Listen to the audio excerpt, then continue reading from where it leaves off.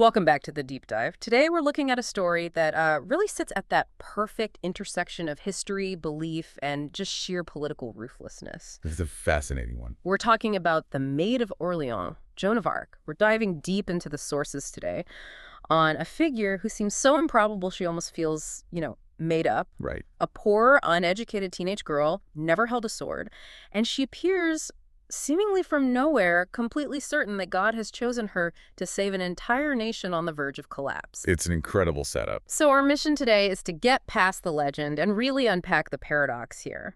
How did this extreme, unwavering conviction from someone with literally zero social standing, how did that successfully challenge the most powerful authorities in 15th century Europe? This is a deep dive into where history stops and maybe the power of belief takes over. And that tension is everything. Was she a saint, a soldier, a political tool that just got out of hand? I think her life was just a huge conflict between this unshakable inner calling and the immense external forces that she threatened. The political, the religious. All of it. So we'll dig into the facts of her very brief meteoric career, but also the historical reality that kind of made her arrival a desperate necessity. Okay, so let's set that scene. To really get Joan's claim, you have to understand the state of France when she was born, around 1412.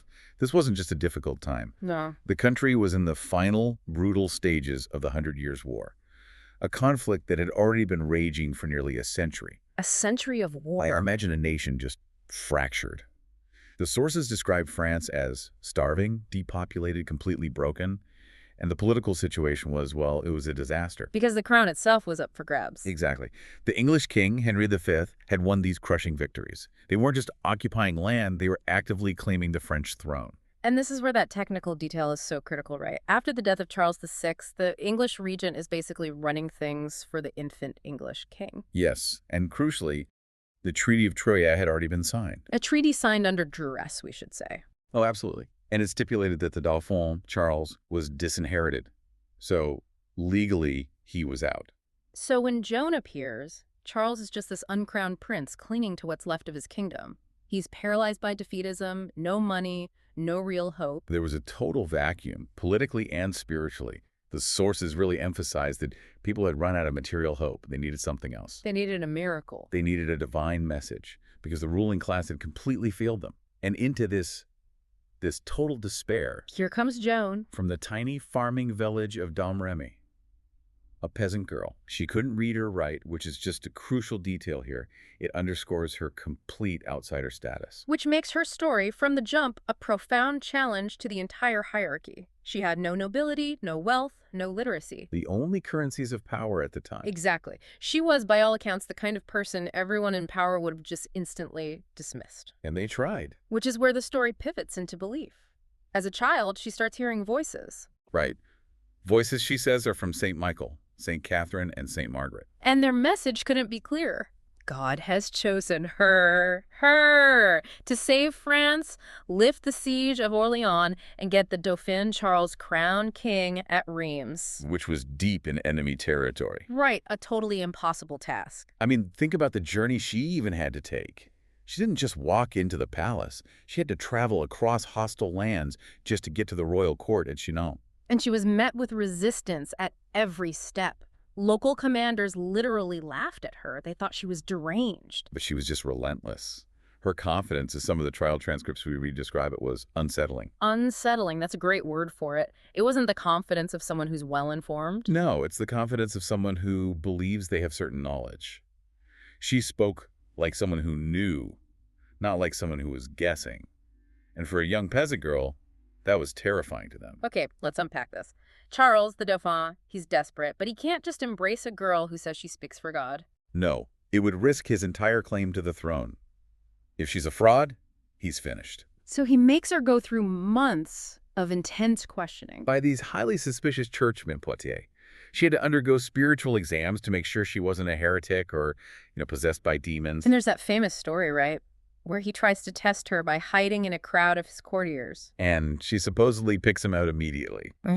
Whether it's true or not, that story cemented her divine authority in the public imagination. So finally, he takes the risk. He gives her armor, an entourage, and her most powerful weapon, that banner. And once he does, The historical timeline just takes this jarring turn. It's almost Like a unbelievable. crack in reality. Suddenly, the French troops who were so used to losing, they just start winning. The key moment is the Siege of Orléans. It had been going on for months. The French were stuck.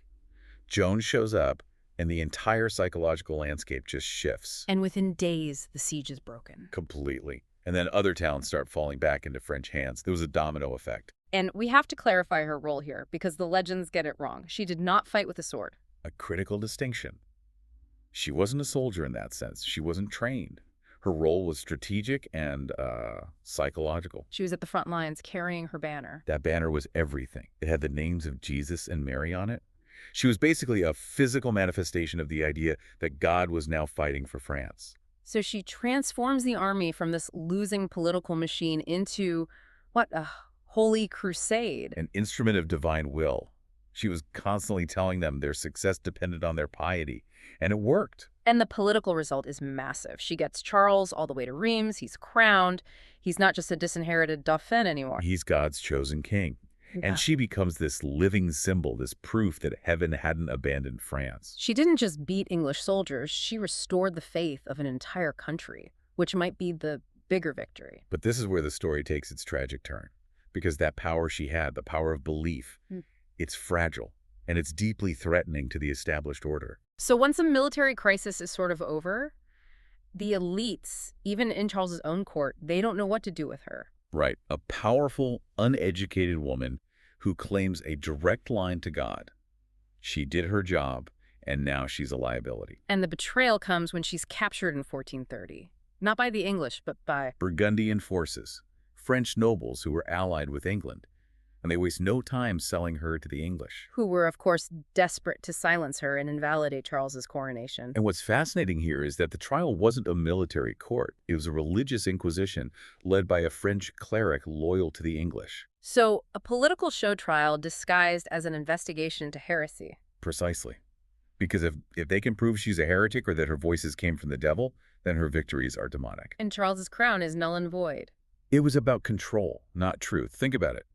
If God can speak directly to a peasant girl who needs priests, who needs kings, she threatened the entire structure. And the sources show the cruelty of that trial. Months of isolation, threats of torture, these theological trap questions. Oh, the questions were brutal. They'd ask her, do you know if you are in God's grace?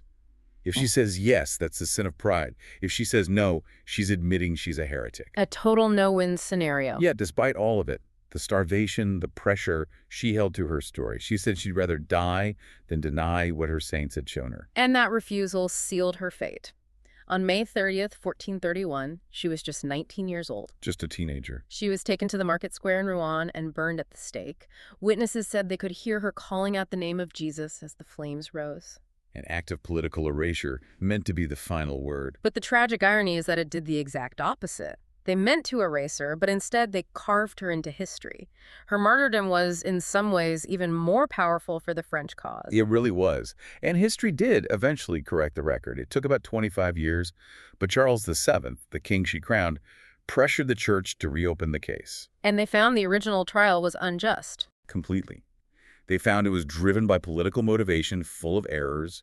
They nullified the heresy conviction, cleared her of all charges, and centuries later, she became a saint. So what does it all mean? Her legacy is that she just refuses to fit into one category. Everyone claims her. Exactly. Nationalists, Catholics, feminists.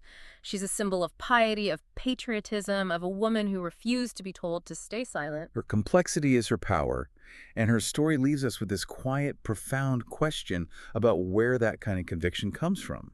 You know, was she genuinely guided by God?